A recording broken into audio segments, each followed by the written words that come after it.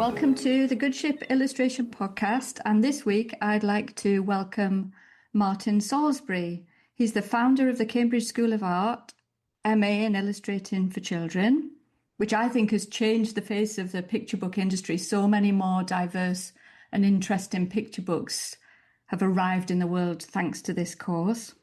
Martin's written a number of books, including children's picture books, Playpen, and my favourite, Illustrator Sketchbooks. I've invited Martin on because a few episodes back we touched on the subject of the elephant in the room, which is plagiarism. And that podcast was one of our most listened to episodes ever. We had a huge amount of chat and engagement. And I thought, well, Martin probably knows about this more than anybody. So Martin is our guest. Welcome, Martin. Thank you, Helen. Good to be here. Thanks for asking me to talk about this thorny subject. Yeah, it is. Let's get our teeth into it. We'll dive straight in. So we see so many successful illustrator styles being copied at the moment. Like when I go on Instagram, I see swathes of Rebecca Greens or Laura Carlin looky-likeys. I'm trying to think some of the others. I see lots of Maisie Paradise sharing. Of course, nobody does it as good as they do it. So I'm interested to hear your thoughts. Do you think that the internet and Instagram and how we can just feed our eyes with endless, gorgeous illustration has changed how illustrators are finding their creative voice? Yes, it must have done. I think it's had a huge impact. And I should say as well, I think that quite often when this happens, this kind of stealing, if you like, often I suspect that people are not entirely aware they're doing it. It's just such a bombardment of imagery out there. There's some that you think, well, this must have been very deliberately done, but it's tricky because I don't think there's any legal recourse, is there? Because although we call it plagiarism, I don't think within law it can be seen as that, because it's just seen as sort of, a similar, so to speak, style.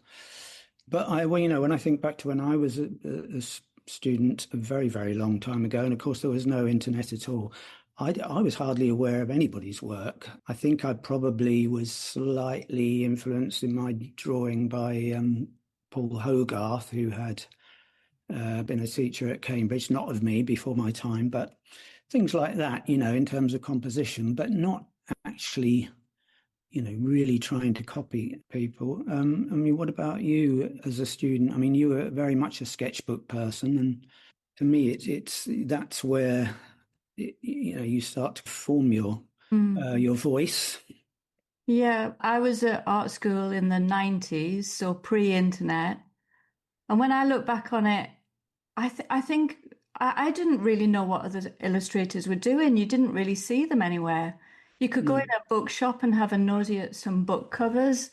I used to go and buy actually not buy it, it was too expensive, but look at the cover of the New Scientist. And I just didn't see a lot of illustrators. That's not where my inspiration came from. I think I used to like trawling through charity shops and buying books of painters.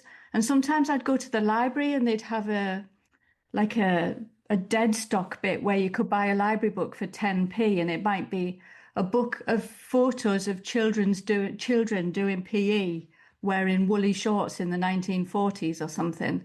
And I would take those books home and add them to a library of reference of like people doing different things so that I could get the movement right. And yeah, I think influences came from all sorts of subjects. And yeah, the other part of it, apart from looking what other people do, is drawing from life, because I think you can discover so much about your natural taste, particularly from drawing from life, because you have no time to overthink. Usually you're drawing from life, you're either drawing people and they're moving quickly, or you're out in the wilds and it's about to rain. So the last thing you're thinking of is, oh, what would my, I'll use the word style, what would my style be? When you're drawing from life, you can't do that. So you get a really good insight into what your natural voice is. Yeah, absolutely. And I think it's not just that. It's also, when you're drawing from life, especially people in everyday environments, you're having to look in a way that you don't look when you're just looking, rather than drawing. It's such an intense process of studying behavior, movement, gesture, all that kind of thing, and unconsciously often you're sort of finding out the little things that particularly are important to you. So through that kind of process, I think that's how individual people evolve very differently and evolve their own approach. I mean, that was my thinking behind how I originally designed the structure of the MA course, in that the first 30% of the course, we don't think about children's book illustration at all. It's drawing, drawing, drawing, and then thinking about sequence. So, it's a way of avoiding diving straight into some sort of preconceived idea of what children's illustration should look like. But it's harder for people now, I think. I think that having a preconception of what children's books should look like is something we see on the Good Ship course quite a lot. And I think taking inspiration from other places, like, I don't know, album covers, photography, your own childhood, painters, where else do we take inspiration from?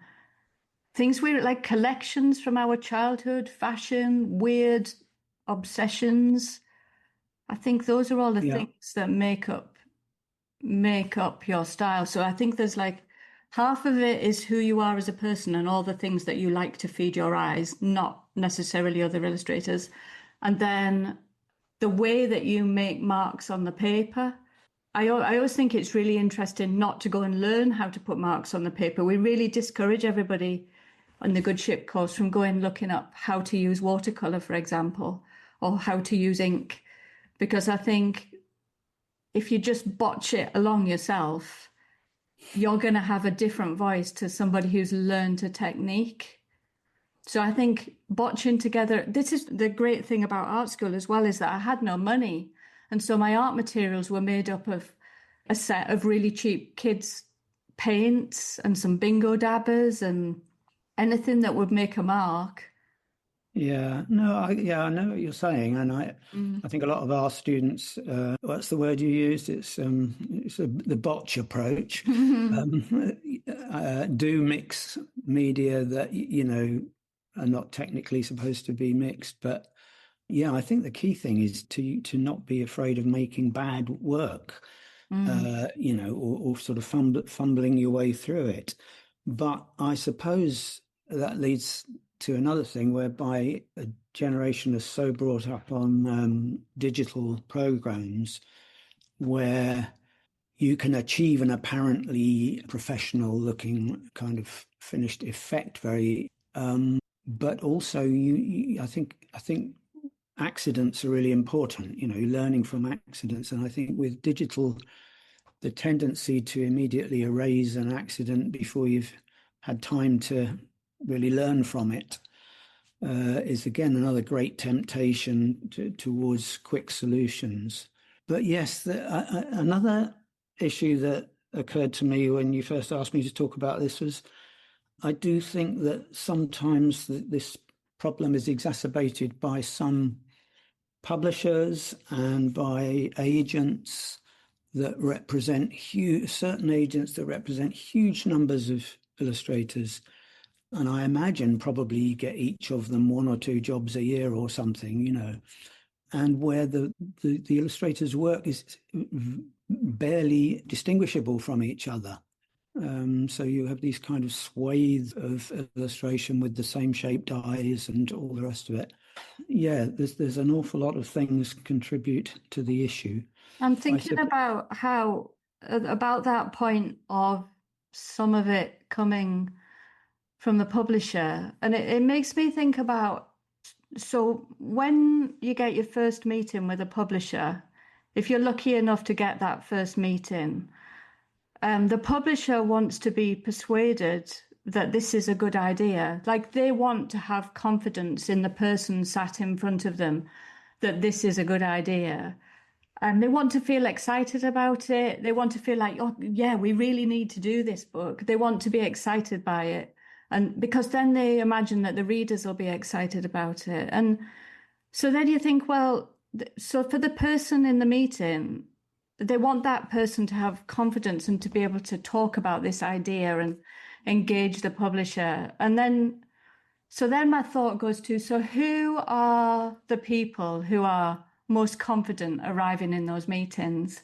And those are probably people who had time, space, and money as kids to experiment and explore, who were supported in that and given a sense of self-confidence in that work. They maybe had tutors at home. They maybe talked about creative and, I don't know, arts and stories and creativity around the dinner table. Maybe they had visitors in those industries. And so then that means there are a whole swathe of people, maybe we're talking about the people with the confidence are people with more middle class upbringings. And they can persuade more easily. So where does it leave all of the people with different stories, new ideas, people pushing the boundaries, stories we haven't heard before? So I feel as if it's like I don't really know how this is a problem we can solve, but to do with confidence, perhaps. Yeah, definitely. I think a lot of publishers they're very frightened of taking on something very new for all sorts of reasons, to do with getting it past the sales people who have so much power in publishing companies. But also probably a bit of a jump from what we were talking about, but I think that I've noticed as well in big competitions, I won't name them specifically, but where there are juries selecting the apparently best work. And I've done a fair bit of that myself over the years, but I'm seeing some things shortlisted that are very clearly, I won't say plagiarizing, but are over-influenced, shall we say. And I wonder whether some of the jury members, some of the publishers do actually have the knowledge and or the visual literacy, if you like, to know what they're seeing sometimes, because when they do select something that is so strongly influenced, then it's almost like giving a green light to people. There's one very, very big incidence of that currently happening that I don't obviously name names or anything, but I was absolutely shocked to see a piece of work that was in that category. So that certainly doesn't help. Yeah, that's interesting. I'm thinking that if we're seeing those books shortlisted, I see so much of it on the internet. I'm starting to think when I was at art school, to be accused of mimicking somebody else's style, it felt like a huge crime. It was really humiliating. If you might not even be conscious you'd done it, but if somebody pointed it out, it was like it was a terrible crime. And it's yes. I don't want to make people feel it's shamed, but it seems that that feeling isn't there anymore. Well, I wonder whether people do point it out. Maybe it is just the elephant in the room, you know.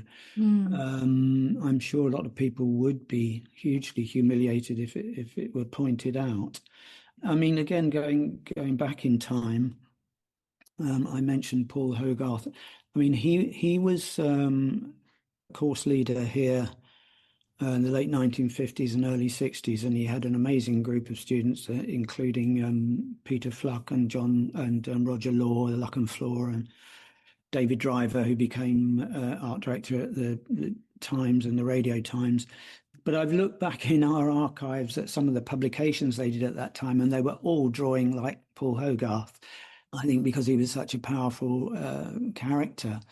But they eventually sort of found their own way. But when I was at Maidstone College of Art, the late 70s, the course leader was Gerald Rose, a wonderful picture book maker, but he never showed his work to us at all.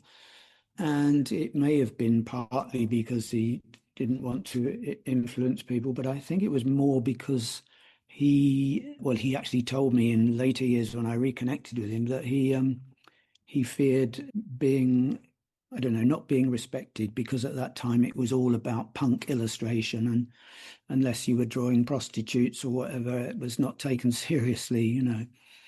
So it's interesting. I mean, I think, yes, there are sometimes course leaders and teachers who exert a very strong influence on people, but it is, I would say, much more to do with the wide availability of imagery now. And it's thinking about that subject. Sometimes you can look at a course or you can look at somebody's work and know what course they came from. I was thinking about not just courses now, but we have a lot of illustrators run Patreons, I never know how you say it. I have no idea. Yeah, and yeah, I'm wondering if that's had an effect as well, because they teach what materials they're using, what paper they're using. Inevitably, that's going to have a lot of copycats. Yeah, it's hard to know how many illustrators or aspiring illustrators are using those things like Domestica and all the many online courses. Yeah, it's very difficult to know. In terms of sort of house styles, I think it's, you know, you can avoid that to some degree by teaching, but also, you know, sometimes you get a student whose work is particularly impressive to everybody, and there's a sort of gradual unconscious sort of following, or a particular process or medium. I do think that here at Cambridge, you know, because we have such a great printmaking resource, some people have said to me that there is a sort of a stronger printmaking element in the work that influences it. But hopefully, you know, with students coming from so many different backgrounds and being older, it's offset by, they have kind of more of their own experience to bring to it. I know we had one instance that I can think of a few years ago when there was a student, a very good student, whose work seemed to be becoming more and more like one particular well-known artist, and we wondered whether to say anything or not, and eventually mentioned it very gently, and that student was absolutely mortified. I had no idea. So, as I say, sometimes it's often not deliberate. There's been periods where I've tried somebody else's hat on for a while. So I remember really early days, really getting into Sompe and really wanting to understand how he made those really complicated images, but your eye was drawn to exactly the point he wanted you to look. I remember talking to you about this. Yeah, I got quite obsessed with that. And I think tried his hat on for a while. But that, I think, Then it just became amalgamated with all of the other influences. It got piled on amongst other things. Of course, but that was, I mean, as I remember the conversation we had about it, and I've always remembered it because I often mention it to students, you know, and about how he drew the eye to a particular point, and even in a very complex image, he would leave a little bit of white space around the key character and stuff like that. But I mean, that sort of thing is the right way to learn from great artists, but it's not a stylistic thing. So it's a kind of compositional thing, isn't it? Really. I liked how I was watching one of the Grayson Perry series. It might be the one on Channel 4 maybe it's about class and taste. Do you remember that series? It was really good. And at one point, I remember him talking about taste, and it made me think of visual voice. He was talking about how, so if you go on holiday and you eat something tasty on holiday and you come home and you want to recreate it, but when you get home, you don't have a recipe and you make your best guess about how it's made. And when you go to the shop, you can't get everything. So you buy what you can, and then you come home and you botch something together that is a bit like you had on holiday, and it's absolutely delicious. And he was saying, this is how culture is made. We take a bit from here, we take a bit from there, we get stuff wrong, we half-arse it, we botch it together, and then you get something new. And I think that's how we are finding our creative voices. That sounds very much like the absolutely brilliant signature dish of mine, which is a version of lamb pasta that I used to get in a market in Italy. But yes, I can see the analogy with artwork. It is, and culture generally, yes. You build on things and you bring your own particular take on it.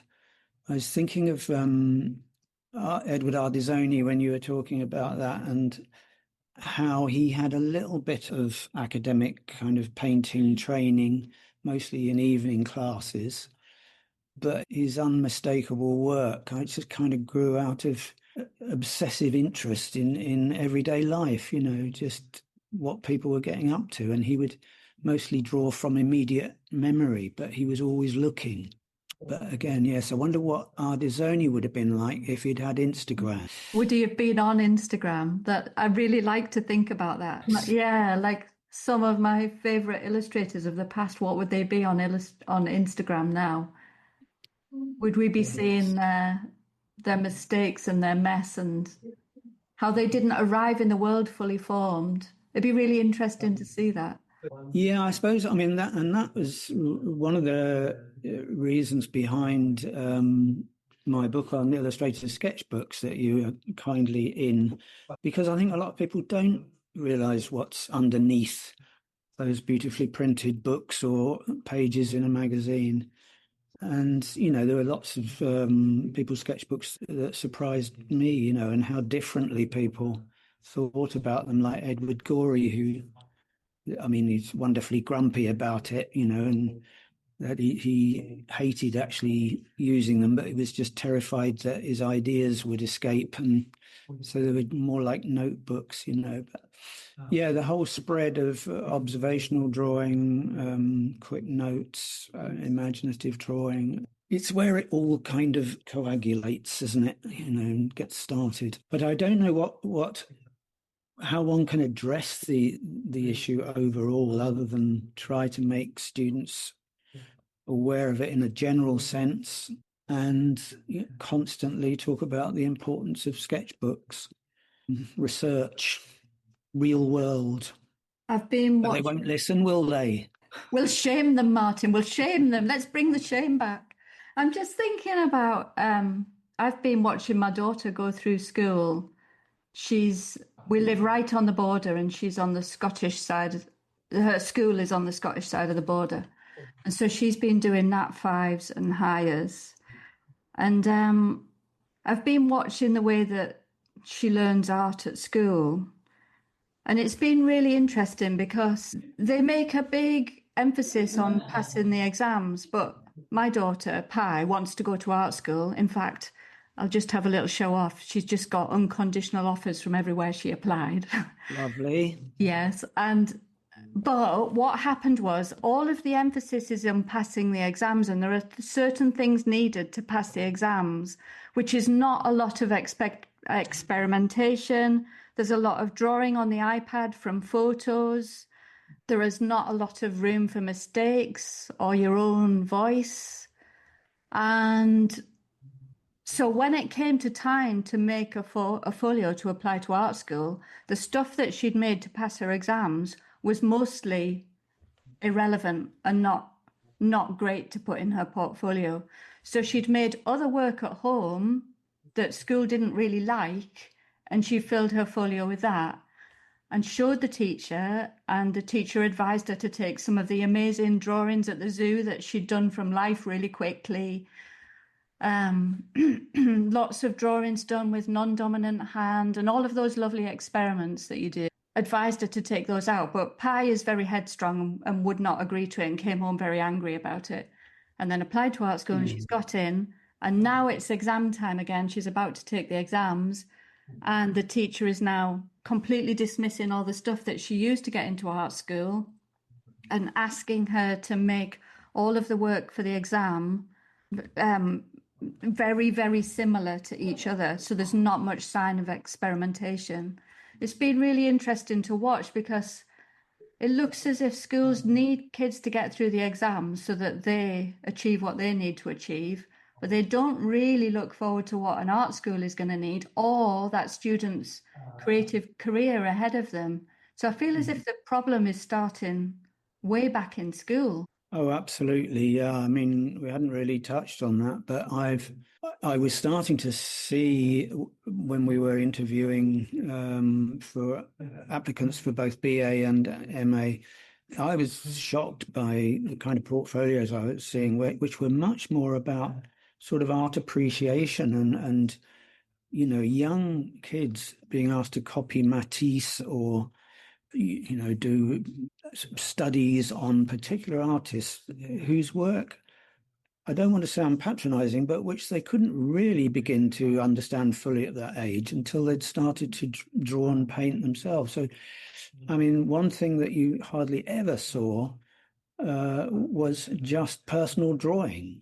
And I have done odd days of teaching at other art schools just to come and give a talk and then maybe do a few tutorials and at undergrad level.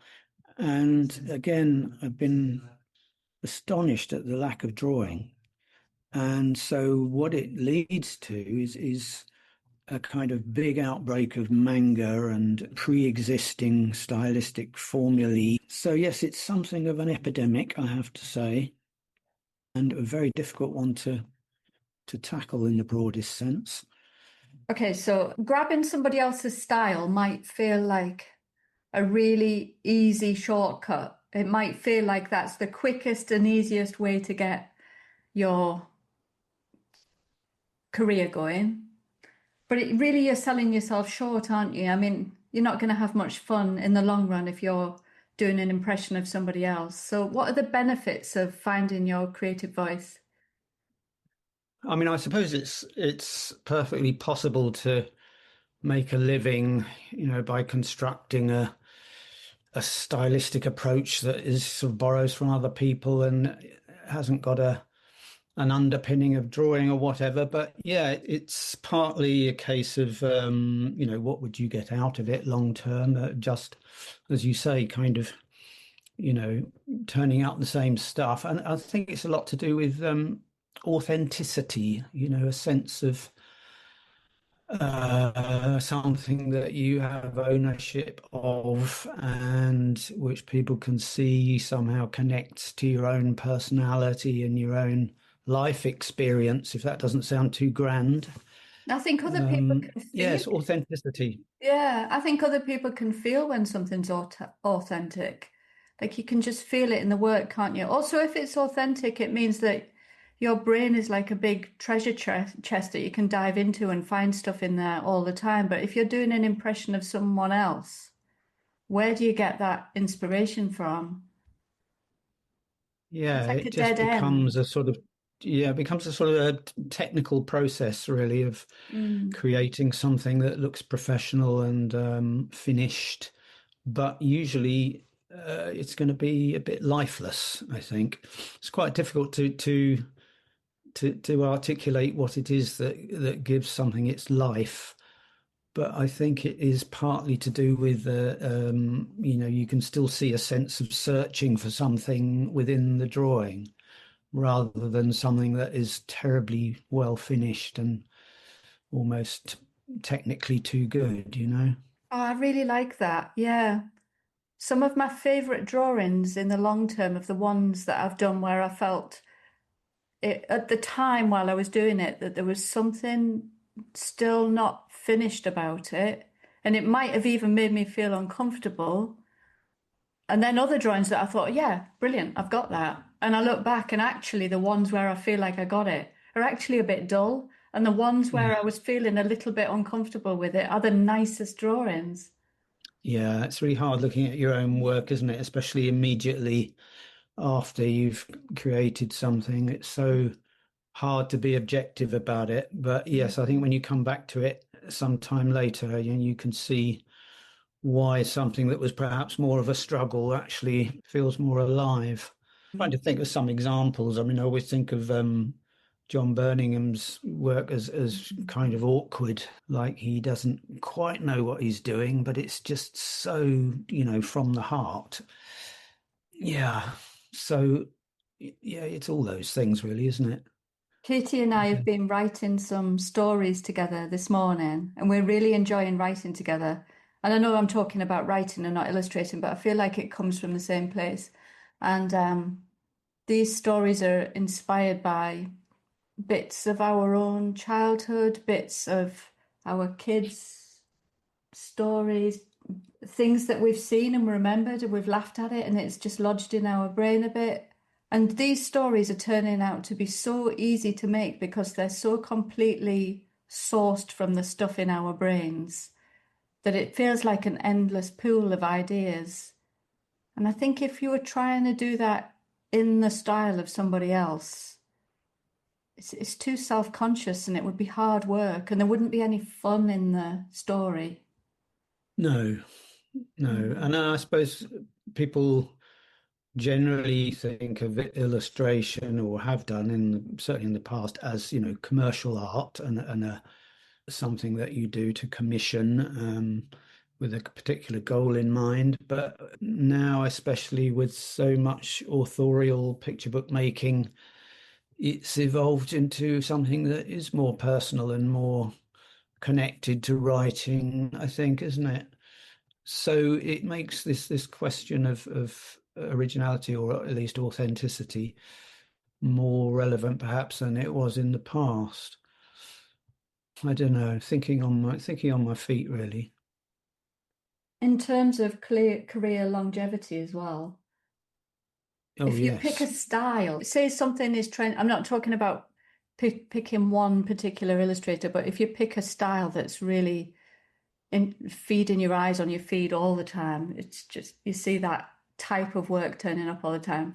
And it might be an idea to think, oh, well, if I do that, then I'm going to get work because that's really fashionable at the moment. But as soon as that work goes out of fashion, where does that leave you? Absolutely. I think back in the 1990s, I would say late 90s, early noughties, I think illustration generally, not just children's books, but became very style based. And it felt like that what was fashionable kind of came and went in cycles about 3 or 4 years, and certain illustrators would emerge from art colleges, universities, and have a blazing career. You see them everywhere in the newspapers and advertising, and then next minute they were gone, replaced by something else. So I think that should be a lesson to us all as well. Yeah. And I think when you see work done authentically in somebody's own voice, it's just exciting, isn't it? You can feel it. And I think publishers Absolutely. can feel that as well. And actually, it's been really reassuring when I've been interviewing publishers for the course, they've all in the end said, we want somebody to be themselves. Like, we really want to know who that person is, which Yeah. has been really good to hear. Well, it is good for me to hear that because, I often wonder whether publishers really do want that. I remember being asked years ago to give a lecture, I think it was in Spain, and they said, "Yeah, could you come and talk to our students?" And again, it was a private setup of people learning to make picture books, and they said, "Could you give a talk on how to give publishers what they want?" And Yeah. I said, no, I can't. I said I could give a talk on how to give publishers what they don't yet know they want. Because I mean, there are different types of publishers, aren't there? There's some that are very safe and want to know exactly what they're going to get. But I think more and more with picture books, there are publishers who really do want to be surprised and find something that feels very personal and engaging and new. So yeah, they're the better ones anyway. Yeah. The problem with picking a style that seems to be quite trendy at the moment, is there's going to be 100 or more people like you. There are going to be so many more people like you, and there'll be somebody like you charging less. So Yes. so they're always going to be able to find somebody like you, but is a bit cheaper. So you're completely devaluing your work. Yeah. I suppose to some degree it's an issue of creative ambition, you know. How creatively ambitious are you? Do you really want to kind of find your own voice, or do you want to construct something that is more of an amalgam of borrowed things? And and of course, it's easy for us to be sort of critical, if you like, but it is a huge temptation, I'm sure, for a lot of people to borrow in that way because it is hard. It's a long-term commitment to really try and find your own voice. You It do is. have to It's like, work hard at it. sorry, yeah. It's like a life goal, isn't it? It's like a long-term life goal. It's like you learn more and more about yourself and that. Oh, sorry. That's my mum FaceTiming me. Um, where was I? Yeah, I mean, it's Length of not time. not dissimilar to finding out who you are as you get older, is it? Finding your creative voice. It's an adventure and it does give you confidence, but it is Yes. definitely a long-term plan. And that makes me think about people who've accidentally found themselves doing this. Oh, she's not taking the hint. I'll have to get the editor to. I've got my screens on silent and everything. I don't know why it's coming through. Yeah, because it's such a nice long-term goal. I'm thinking that people who've accidentally fallen into this, suddenly they're listening to this and they're thinking, oh no, that's me. It's fine because an illustration career is a really, really long time and you've got time to sort it out. And the benefits to doing it are huge. The feeling of confidence when you really know what your work is. I feel as if you stop constantly, once you've worked it out, you stop thinking about it anymore. You need to draw Yes. something, you just concentrate on that. You don't think, well, how am I going to draw it? How, what hat am I going to try on today? It just comes instinctively, like speaking or Yeah. writing. Yeah, Mm. it's like feeling comfortable in your own skill, in your own skin. Yeah, it is a long-term thing, and I think it certainly was for me, definitely. But as I mentioned before, when I was going through all this, I wasn't bombarded by quite so much imagery through the internet, social media, and all the rest of it. I must say, I'm finding more and more students of ours, albeit at master's level, who are trying really to shut out a lot of that noise. And I think the younger generation are becoming, I know it's a huge generalization, but quite a lot are becoming very conscious of it and trying to tackle it in their own way. I think it was a long-term thing for me as well, finding my own voice. It took me a long time. But I think I got into publishing before I really knew who I was, which was really Well, you great for took me. time out, didn't I you? took You time to sort of, out. yeah, to have a real rethink, which Yeah, I always thought was incredibly brave because I mean, once you've started to earn money from what you're doing, you've really got to be very brave to stop. But you just felt it didn't feel right. It wasn't you. because I left art school and then wanted to be an illustrator and felt like, well, I'll do anything to make this happen. This is what I want to do. Then when I went to see publishers and they gave me art direction, I was like a sponge and I sort of soaked in too much. I just soaked it all in. Like, yeah, well, whatever you tell me to do, I will do that. And in one way, that was brilliant because it meant I got work all the time. But on another way, I felt as if I painted myself into a corner. Everything, because their advice was at the time, this was in the 90s. I don't know whether they give this advice now, but at the time, they didn't want a sense of place. So they didn't want anything that looked too British. I don't think this is true now, but at the No, no, time, that was a absolutely. thing. No, that was very much a thing. I wrote Mm. an article for a children's book academic thing called "No Red Buses, Please." Ah. Because I was getting to hear that so many of our graduates were being told when they were being commissioned or having their books published to avoid all place-specific kind of visual elements. So I think that's a ridiculous thing because, when I was a kid, we had American school books and they had all those American barns and windmill things. And I thought that was great. It was just so different. It was fascinating. Again, it's if it feels authentic, it doesn't matter where it is. Do you think Anyway, that getting time off the has subject, Do you think that time has passed? I do. I don't feel as if I'm I think so. directed with that anymore. No, I think it's definitely passed and run its course.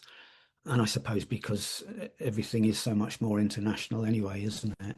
But no, just going back to that thing of trying to please too much. I Mm. remember when I first got an agent who did get me lots of work, and my first portfolio still had some student work in it and kind of reportage drawings and things. And I was given the chance to do this lovely job for what was then the London GLC, Greater London Council, to walk down the River Thames and make loads of drawings of buildings and places. And they'd wanted me to do it on the basis of my student work. And then I thought, I went down and started doing these drawings, and I just did the most awful tight drawings because I thought this is a real job. you know. Yeah, yeah. And in the Mm. end, they said, no, it doesn't look like the stuff that we wanted you to do. So that's the confidence, try not having the confidence to just be yourself. So I've been there. Yeah. I think it is difficult in the beginning. I definitely didn't know where the line was between taking advice because also I was brand new out of college and didn't know anything about picture books and I did need to learn stuff. It was an apprenticeship and I was learning, but then I would just let them direct me beyond what felt good for me. And then, Yeah. so yeah, I took that time out, and you said I was very brave to do that, but it didn't feel like it. It felt like, one of those life decisions where I just cannot do this anymore. It was almost like one hand had to make the other hand draw. And I was like, if I have to do this anymore, I would rather just not be an illustrator. It was that kind of decision. And so then Mm. when I took time out and thought, what did I enjoy doing at college? Like you said, all the sketchbook drawings from life. I loved all that. So I just decided to take what I'd learned in early years of publishing, what I'd learned at art school, build a bridge between the two. And so then I started putting a sense of place into my books because I thought, you use the contents of your brain, and this book is going to be set where I live. And actually, they did really well. They did better than the books I'd done before. And I think the thing is, with some of my books, I've set them here in Berwick in Northumberland. But when you see them with other languages beside them, this town now looks like a village in Italy or a village in Germany. Um, Yeah, I mean, we love those Roger Duvoisin books that are often set in Paris or somewhere. Um, yeah, I mean, they weren't they weren't unpopular because it wasn't London or whatever. No, it's crazy. I mean, it's whether the book just has genuine charm and a feeling of authenticity is the key, I think. mm, yeah, so yeah, it feels good. I think when you find your own voice, it's worth all the effort. It feels good and it feels easy. It feels so much easier Eventually, eventually. Yeah. yeah, but it can be quite a difficult journey, I think. Mm, mm. So Okay. we hope people will learn from our mistakes. Don't do what we did. Do what we Mm, say, not what we did. yes, Well, I think if you've fallen into that trap, I would just forgive yourself and move on. It's I much guess. better just to, yeah, forgive yourself. We live in a world so dominated by trends. It's an easy trap to fall into. Thank you, Martin. That was really good. I enjoyed Well, that chat. pleasure. And what's coming up for you? Are you working on a new book? About to start one, yeah. Yeah, I think I'm signing a contract any time now. And funnily enough, it touches more on some of the things we've been talking about, not about imitation, but about craft, as it were, craft of materials and that kind of thing. Anyway, top secret. Can't give away too much.